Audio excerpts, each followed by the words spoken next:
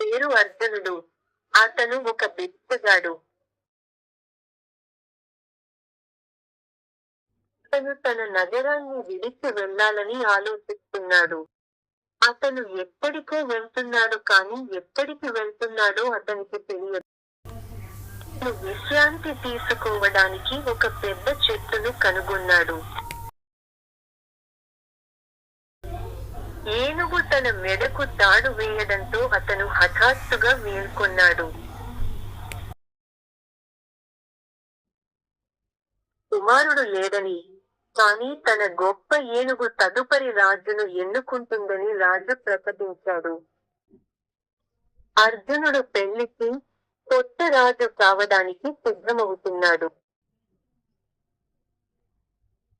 అర్జునుడు తన వివాహాన్ని పూర్తి చేసుకుని ఈ రాజ్యానికి కొత్త రాజు అయ్యాడు. అతను గొప్ప దయగల వ్యక్తిగా మరియు చరిత్రలో ఒక గొప్ప వ్యక్తిగా నిలిచాడు. నైతిక విలువ. అవకాశాలు అనూహ్యంగా వస్తాయి. వాటికి మరింత ఎత్తు చేకూరుతుంది.